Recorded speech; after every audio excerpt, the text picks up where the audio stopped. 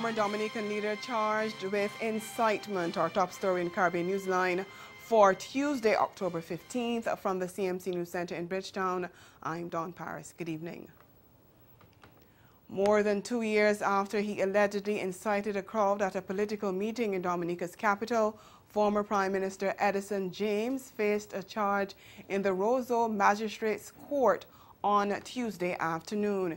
The charge stated that on February 7, 2017, he was involved in incitement by encouraging, persuading, or instigating by words, causing persons to jeopardize the safety or endanger the public peace following a United Workers' Party UWP meeting at which calls were made for the resignation of Prime Minister Roosevelt Skerrit. James is to return to court on December 2nd. About 70 witnesses are set to give evidence in the matter before the magistrate decides whether the case should go to the High Court. Former PM James joins UWP leader Lennox Linton and economist and former UWP candidate Dr. Thompson Fontaine, who were charged in connection with statements they allegedly made at the same meeting. After that meeting, several business places were vandalized. More than 200 foreign-based human rights groups in the Caribbean and Latin America and beyond are calling for the resignation of Haiti's President Jovenel Moïse, who the opposition is accusing of corruption. Over the past 5 weeks, opposition supporters have taken to the streets to press for Moïse to step down. And in an open letter to the Haitian people, the human rights groups from more than 20 countries, including Guatemala, Honduras, Martinique, Mexico, Panama, the Dominican Republic, and Trinidad and Tobago, backed those efforts to get Moïse out of power. Their letter states, in part, quote, "From the four corners and the most diverse sectors of our American continent, we wish to express our solidarity and support for the fight you are waging, both on the streets and in other ways, for just and urgent demand.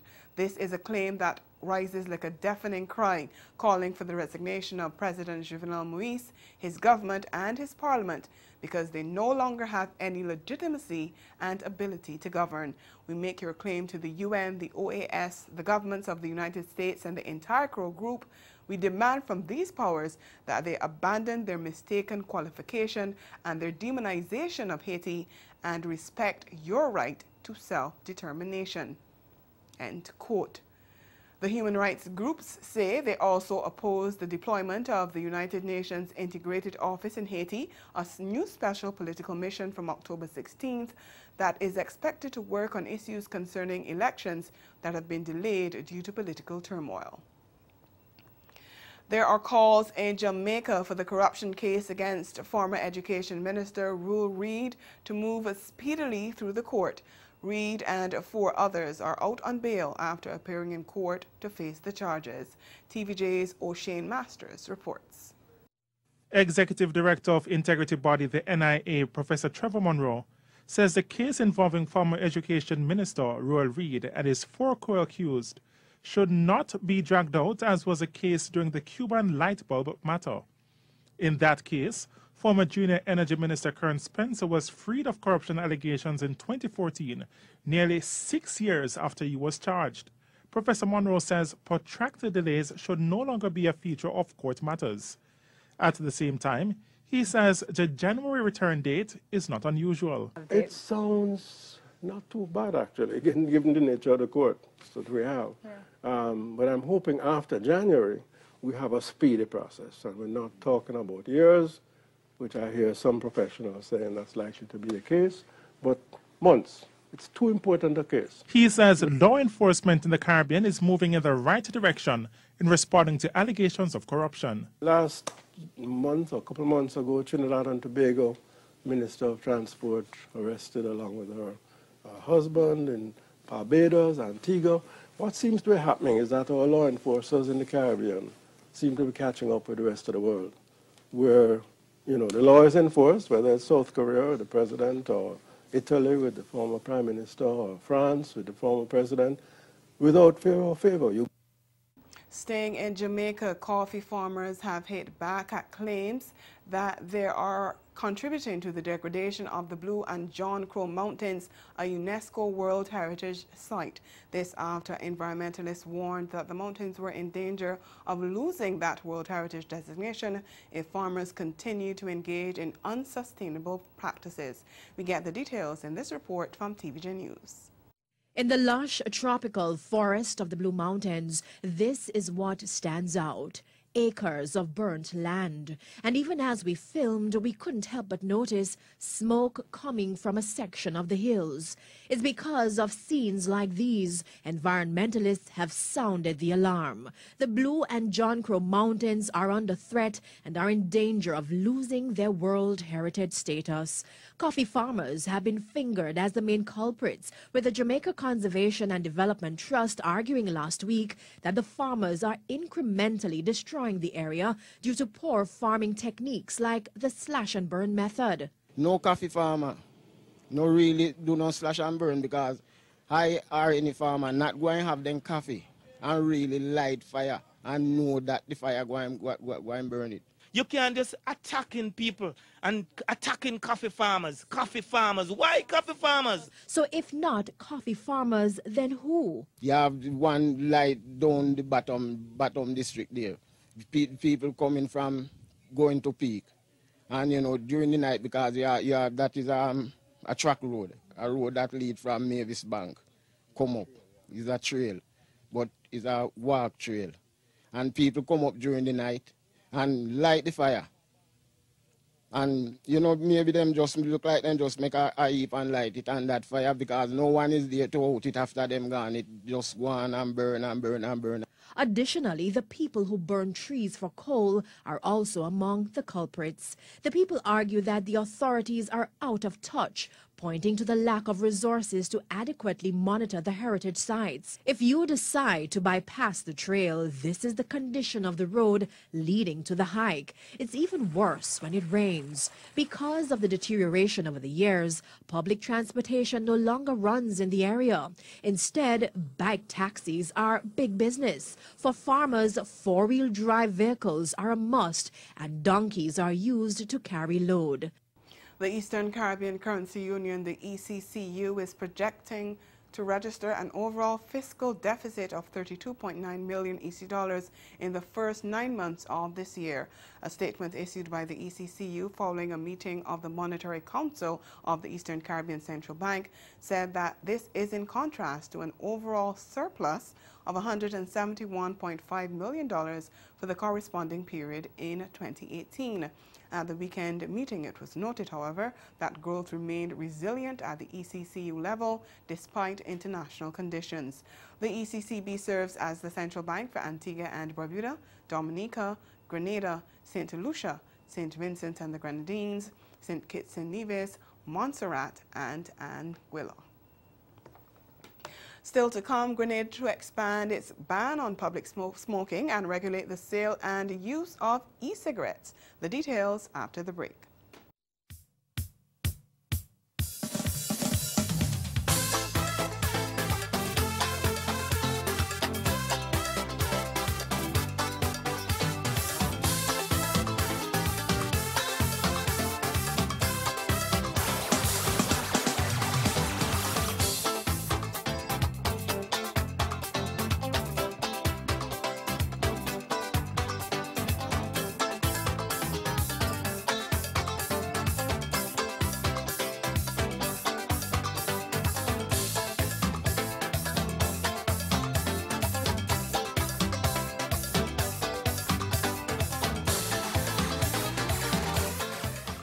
Help our business owners keep their workplace from becoming a victim itself of sexual harassment and being claims of a hostile work environment. How do we do that?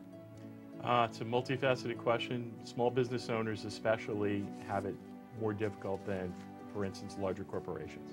If you're a large corporation, you have a human resources department, you have expensive attorneys at your beck and call, you have employee handbooks.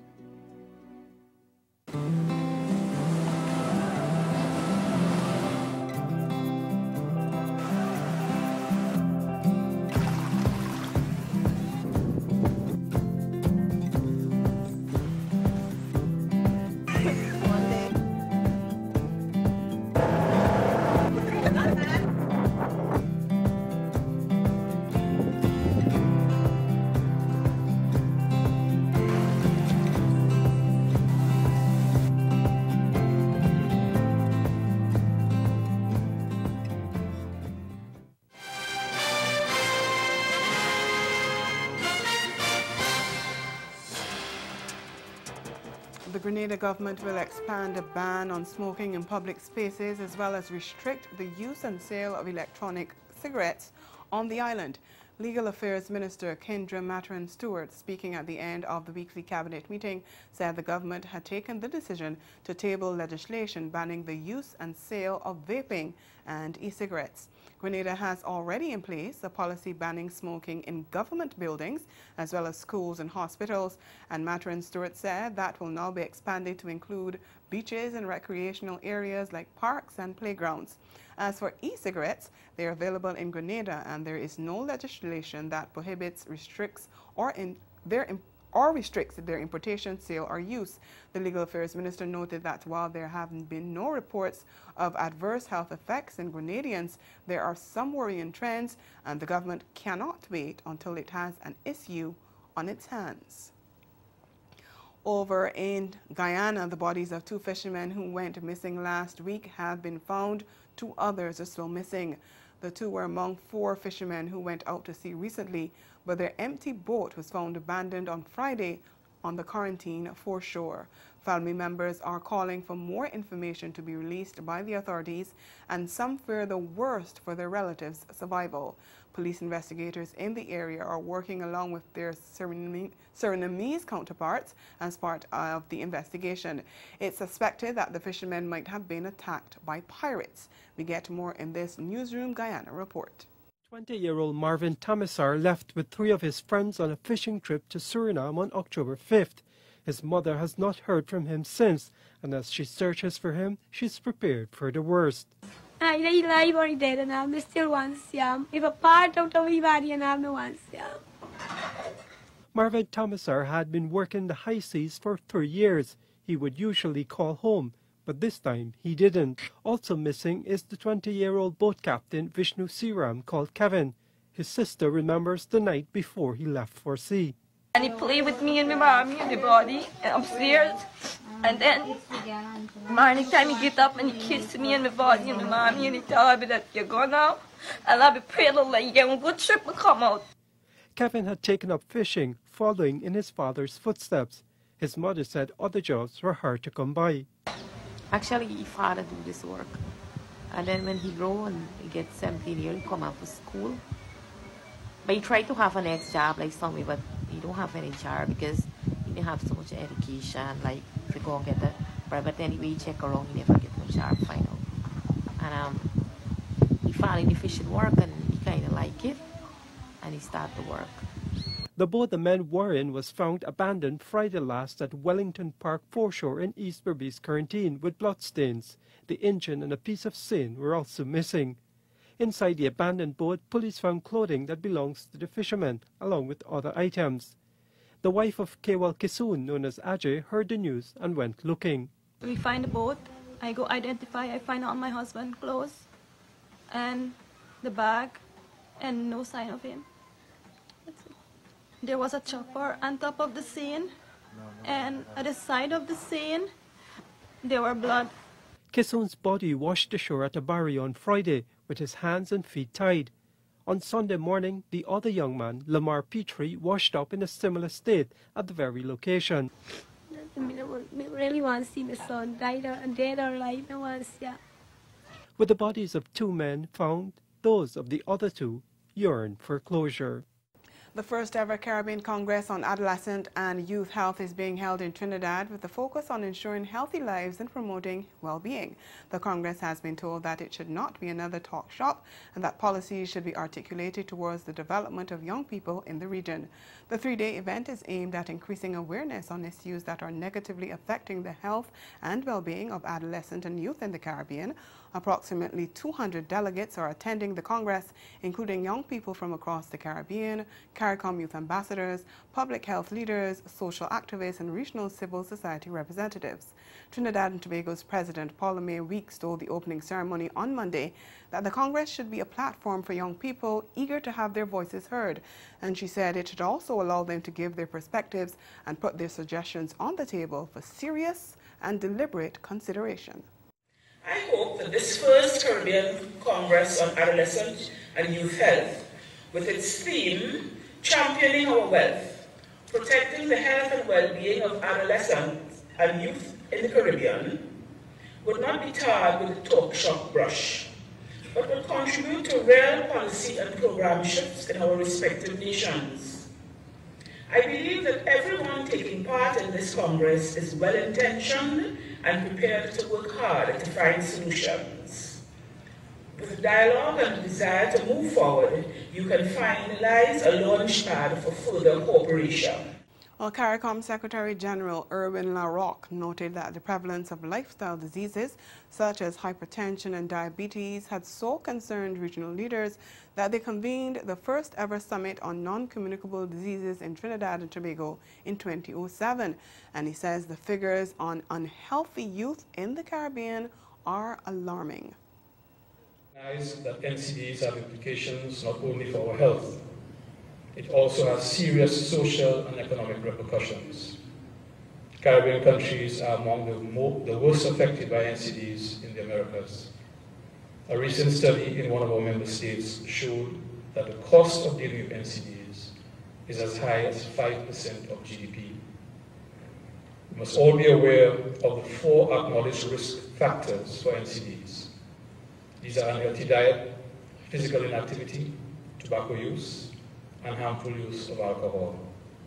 That awareness must guide us towards behavior that minimizes the risks.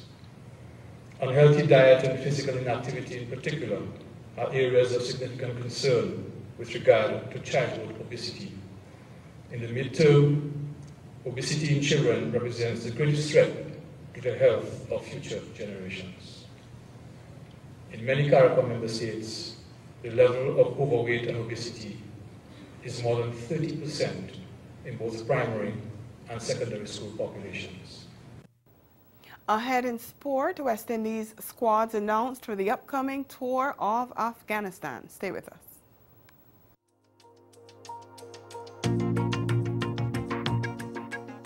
After an emergency, you can help yourself and others by looking, listening, and linking. Looking because you want to see if the person has some signs that is in distressing. Looking for the symptoms, how best you can support the person. And then listening, because listening is very important. Listening with your ears, listening with your eyes. If you do that well, then you'll be able to link them to the appropriate resources. Be ready, look, listen, and link.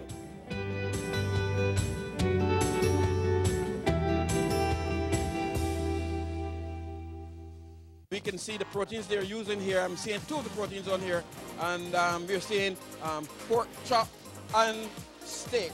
Chocolate might be the one item that's going to throw them off, but it could also be the tuna. So exactly what you do with it is important. Now we're seeing this steak being lathered with Bajan seasoning.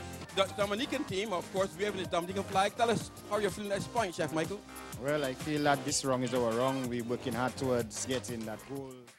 Beat them. Can say she get link up and bring 2 more that are 3 friends. Okay, Vietnam is an artist/producer, you know. We do dancehall music, reggae music, any genre of music, you understand? It's the same community I grew up in, man. The same community, man. Whitehall, man, you know. But Constant Spring, that's about me, you know. I grew up as about my full of journeys in life, you know, because even one time I did St. Elizabeth, same time. You know, we usually go St. Elizabeth Technical down, they big up that school, a big school, good school, you understand? Knead the dough by hand for about 3 minutes. And again, it'll feel sticky while you're kneading it, but when you poke it with a clean and dry finger, it won't stick.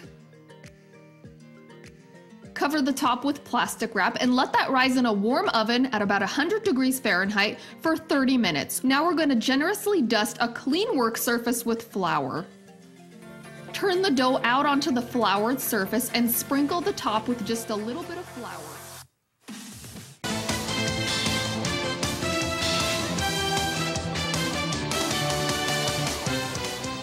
Time to sports now, and Brandon King and Hayden Walsh Jr.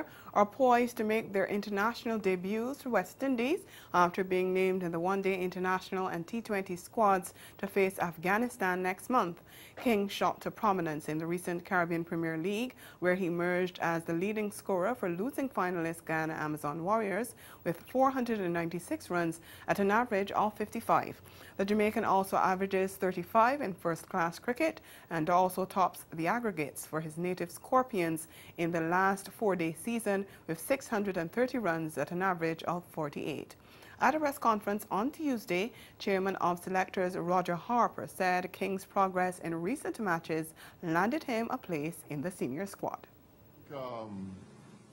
During the CPL, he would have excited everyone with his performance.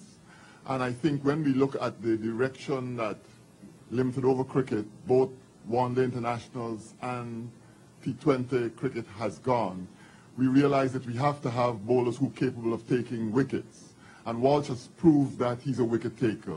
And I think he'll have a great impact in the team going forward. And I think he'll make a very positive contribution. So that was the reason for us including him. Walsh, meanwhile, who already has played an ODI and 8 T20 internationals for the United States, also made his mark in the recent CPL with 22 wickets to be adjudged man of the series for eventual champions Barbados Tridents. Harper says the selection panel was impressed by his performance. As far as Brandon King is concerned, he had an outstanding season. He made runs in a domestic four-day competition, followed it up with an outstanding CPL competition, and he just demanded a place in the team. And I think his performance, due to his performance, he was rewarded with that. And that was Harper talking about Brandon King. Experienced batsman Darren Bravo will not be part of the squad heading to India. The Trinidadian has struggled ever since returning to the West Indies 12 months ago, following a 2-year break due to a well-publicized squabble with former Cricket West Indies president Dave Cameron. Veteran opener Chris Gayle will also sit out the tour after making himself unavailable, while Test fast bowler Shannon Gabriel has been ruled out with medical concerns and off-spinner Sunil Narayan through injury. Former T20 skipper Carlos Brathwaite will also miss out on the tour. Brathwaite's form has been under the microscope as he averaged 16 with the bat and 41 with his medium pace from 44 matches in that format. However, Lendl Simmons has been recalled to the T20 squad following 24 months out of international cricket, while fellow Trinidadian and former Test captain Dinesh Ramdin returns following a year on the sidelines. Fast bowler Alzari Joseph, sidelined from international cricket with injury since last February, has been named in all 3 formats. In addition to the limited over series, a Jason Holder-led 14-man squad will take on Afghanistan in a one-off test starting November 27th, also in India. And former Windward Islands batsman Miles Bascombe has been appointed to the men's senior selection panel. Bascombe, who has never held a senior selection post before, was a surprise choice announced by Cricket West Indies to serve on the high-profile 3-man committee, which also comprises Phil Simmons, the new men's head coach. Bascombe played a single T20 international 8 years ago against England in a weakened West Indies squad that drew a 2-match series in London, and his 24-match first-class career was largely a tepid one, petering out following the 2017 season when he played just 2 matches with little success for Volcanoes. The Vincentian says, though, selecting teams is nothing new to him. Thank you. Good morning to everyone. I would say that I've been selecting West Indies teams for years now. I'm only now being able to do it officially, and the members of the teams that I would contribute to selecting now would be the ones that would go out on the actual field of play. But it's a role that I take very seriously. Like Roger, I think that it's a very huge opportunity for West Indies cricket. It's a very important aspect of the game, selection. And like Roger, I think that we have an opportunity to really return some confidence in the process if we are able to demonstrate that the teams we select are based on performance and once we can do that, and players would get confidence in the selection process, I would feel like we have done what we were called to do. And finally, in football, a Jamal Charles second-half strike was enough for 10-man Grenada to edge French Guiana 1-0 on Sunday night, extend their unbeaten Nations League record, and secure at least a shot for qualifying for the 2021 Gold Cup.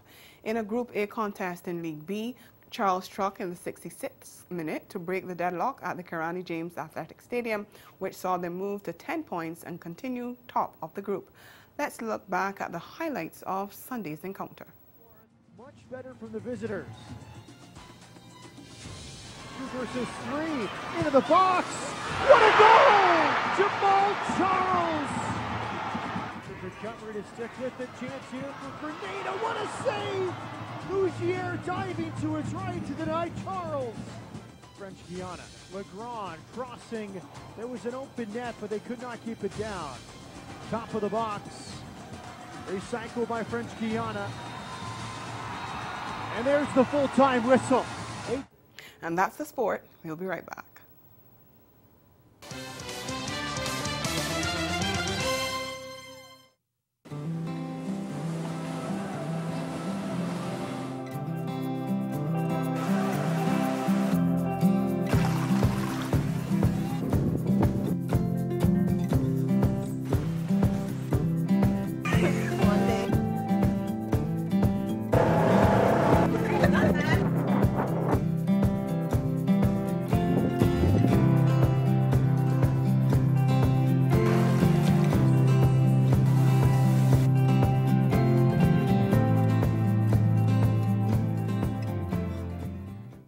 Well, TV talk show host Ellen DeGeneres was seen sitting in an NFL game next to former President George Bush.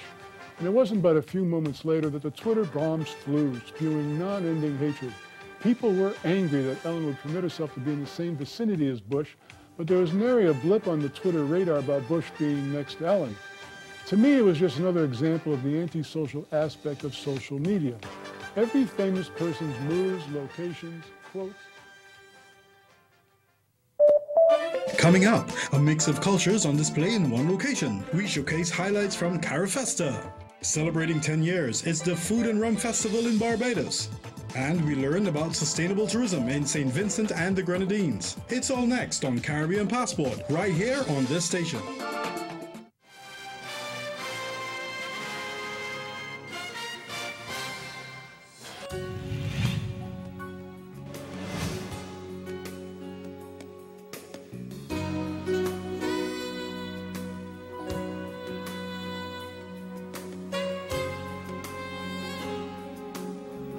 Again, the major developments of this day. Former Dominican Prime Minister Edison James charged with incitement. And in sports, Brandon King and Hayden Walsh Jr. to make their international debuts for West Indies in the ODI and T20 squads to face Afghanistan next month. And that's Caribbean Newsline. For news and sport around the clock, subscribe to CanadaNews.com.